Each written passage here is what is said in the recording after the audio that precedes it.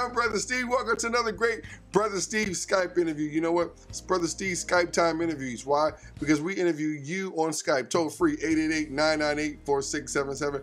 My number, you give me a call, and you can be one of our wonderful guests on our program on today, tonight, this evening, whatever. You know what? Here she is. Ladies and gentlemen, congratulations to Sister Ursula. She did it. The Lord did it. God came in and worked a wonderful work. I don't want to say it was a miracle because she did her business and she got it all set and planned out. And it came out well. Ursula, congratulations on a successful My Church Administrators Conference 2013. The reports I got, the calls, I got reports here in California about your conference. My God in heaven, let's give an update for those of you who may have missed this wonderful conference. Yes, Brother Steve, it was an awesome conference. Awesome. Words can't even explain the participation and the support and the attendance and the people that came out to support on that day. I just can't even explain it. You know, we were targeting 50 administrators. That was our target goal. Right. 50 administrators, 50 different churches. However, it exceeded that. We had to put down more tables, and we're looking for another place for next year. We're going to have to go to a larger venue, but we're excited about what God has done and how those administrators that were there were blessed and how they were able to go back. We've been getting calls, we've been getting emails and texts, and just thankful for the ministry that we provided for them. You know, you did such a wonderful job. I'm going to ask Mike, our editor, to put some pictures up there on the screen. You see some of the photos you're looking at right now. This was a great event. This was a big event. This is what happened. This is what took place. It was just a wonderful joy. And I'm talking about not putting down 2 chairs. They had to put down tables to accommodate the people because the word got out. And when people knew what was happening, what was going on, they participated. Tell us some of the great guests you had this year at your event. This year we had Charlotta Benjamin, the executive assistant to Bishop Charles E. Blake from West Aid Church of God in Christ. Oh, you know I got to do it. West Angeles, that's right. Yeah, awesome. She was awesome. An awesome presenter. Amen. I'd love to have her back again whenever she's able and her schedule allows her to come back, but she was awesome. So tell us about the other great speakers you had at your wonderful event. Crystal Jackson was with us as well. She is the executive assistant to Bishop James Dixon. Whoa. She did an awesome job. Awesome job. So all of the presenters were there. They did an awesome job covering the information that we needed to get out to the administrators on that day. You know what makes this event so wonderful? They're already planning for 2014, and we got to make sure you get the information. You are there. Let's put the website up right now on the screen. There's the website. You can go to our website. You can check out pictures, photos, get updates. You can find out how you can reach Sister Ursula as well to get information about 2014. Ursula, now we know that you are like the ultimate church administrator, but not only do you now head a major conference, but you have these services available as well. Tell us about how you can make life easy for a pastor at his local church. Well, being a church administrative coach, you know my background is educational leadership. So from there, I have begun to provide services, leadership trainings, motivational trainings. I've also begun to go into churches and assist pastors with developing their mission statements and their vision statements. We have quite a few churches and pastors that know what they want to do, but they just don't know how to put that down on paper and get it out to the people. Well, hold on one second. Ursula, if a pastor has his church, he knows in his heart what he needs to do. Why does he need to have a mission statement on a piece of paper written down? What's the purpose of that? You know, the word of God says, make the vision plain. You got to write it down. You got to put it on the wall. People want to know where they're going these days. Right. We're working with a whole different group of individuals within the church. We have a lot of attorneys and doctors and people that's really used to going to jobs and places where they know what they're doing, what they're assigned to do, where we're going from here. And it's no different within the kingdom of God. We're in business. We're in the business of church business, God's business. This is the best business to be in the world. So wow. You make it happen. Beg your pardon? You work together and you make it happen, right? Yes, we work together and we make it happen. So let me ask you this. So let's say a pastor wants your services. I know you'll be able to have packages available. Ladies and gentlemen, if you want to reach Sister Ursula, her information is right there at the bottom of the screen. Pastors, church administrators, if you want to reach Sister Ursula, her information is right there at the bottom of the screen.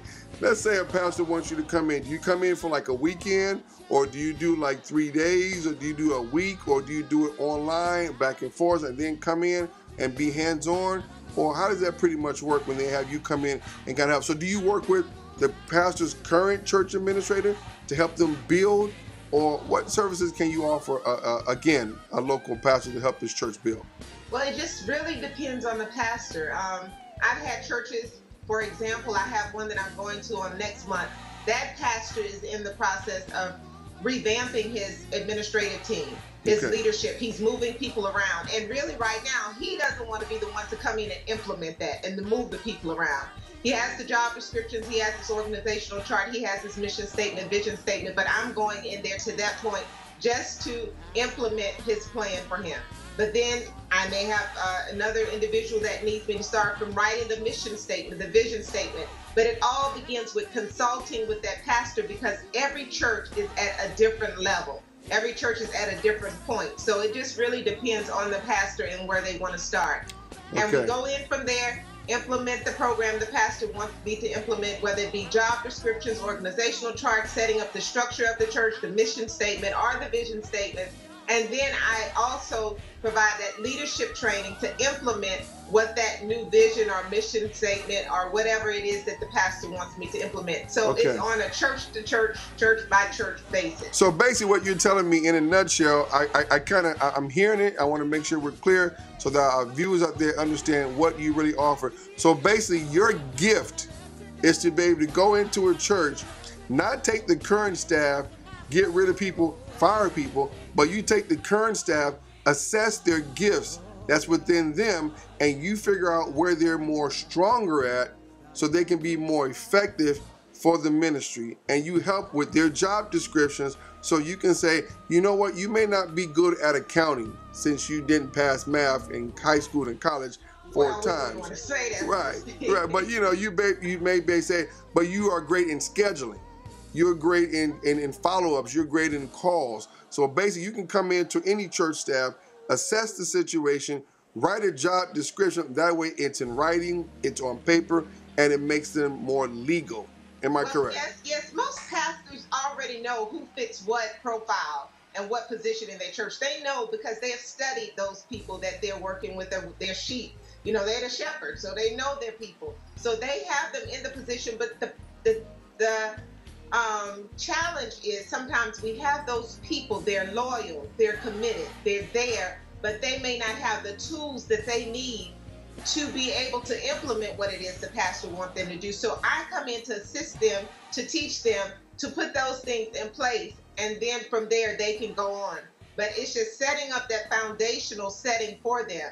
I get those types of situations sometimes where the pastor just have the person, but they don't know how to do certain things. So we go in and we train them from that point as well. This is really needed, and this is so awesome. And I'm sure there are people around the country that want to know how they can reach you. Let's put our information back up there on the screen once again. So basically, you help make the church structure tighter so the pastor can run a tighter operation. That way he can minister to his people better, am I right? Yes, exactly. When I think of the church, it's just like they talk about in 1 Corinthians when we talk about doing things decently and in order. Okay. I think when we go to the church, things should be done decently and in order. There's a place, there's a time.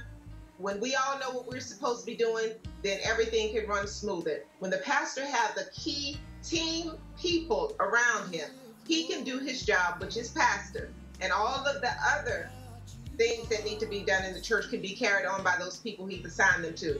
I look at it as the pastor being just like an octopus, if I can say. Okay. And we, as the team players, we're like the tentacles. We get all the work done for him, but he's really the head. So we, as administrators, church executives, ministry leaders, team leaders, department auxiliary leaders, we all have a role to play so that pastor or that bishop can be successful in the area in which God has called them to be. And I want to say, decent and in order. And I want to say you have done a wonderful job in the state of Texas. Your bishop just raised over you. You do a great job with your church there, your local church, and also your jurisdiction church as well.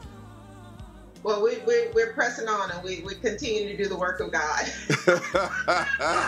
Sister Ursula, I understand that you also offer the services of leadership training. So let's say a church wants you to come in for like a one-day workshop or a seminar. You can come in and do a leadership training day. Tell me about that. Yes, we be able to come in and do any leadership trainings that you would like or desire, or pastor would desire for their local church. I would just really need to know the basis of what it is that the pastor is targeting, what area they want us to address, and we will develop a program for them based off of the needs. Most of those trainings are based off a needs assessment of the church, because specifically the pastors know exactly what areas that they need their leaders to be spoken to in regards. However, I do have some packages or some classes that's already developed that they can choose from, and those topics will be available for their review. You know, so I also understand you've written books and manuals as well, training material as well on these topics. Well, yes, I have, I think 5 or 6 releases of some manuals that I have developed for our local jurisdiction. I can give some tips in regards to their manuals and development of protocol and procedures for their manuals for their local churches. I have also written one book, compiled a book, The Nuts and Bolts of Church Administration 101. That is a book that I have compiled for administrators who are just starting out, or church secretaries that's just starting out. They don't know where to start, where to begin. It's a book with different types of forms in there that can really assist them in organizing and structuring their daily tasks and activities. So in closing, what words of encouragement and what words of motivation and what word can you give to a pastor, a bishop, or someone watching this interview right now regarding the services that you offer to them? Well, I would like to say to all of the bishops and pastors, leaders at large, if you're in need of someone to come into your ministry to assist you in regards to writing your mission statement or your vision statement, developing your leaders, writing job descriptions, or developing your organizational structure of your church, feel free to give me a call or call me for a consultation. We can discuss the things in the areas that you may need help or assistance at your local church or within your jurisdiction. You know, I must say, working with Sister Ursula and the jurisdiction there in Texas, I'm talking about, from my own personal experience, efficient. Even before we start working closer together with ministry things, efficient, fast, understanding, and she gets the job done. When she says she's going to have it to you at 2 o'clock, at least by 1:48, it's in your inbox. And whatever it says she's going to do, she makes it happen. And I can appreciate that from a church administrator and someone who's carrying such a big load with so many people that she's responsible for. Ursula, thank you so much for joining us on our program today. We appreciate you. We care so much about your wonderful vision and about the conference that you have coming up again in 2014. And where can people go to get information about the 214 conference of My Church Administrator? They can visit the website at www.mychurchadministrator.org, and they can find the information there. We'll be posting that information within the next month with the location, the dates, and the time. But we're looking forward to seeing everyone on next year, October 2014, at My Church Administrator Conference. Until next time, I'm Brother Steve for another great Skype review. God bless you. We'll see you soon.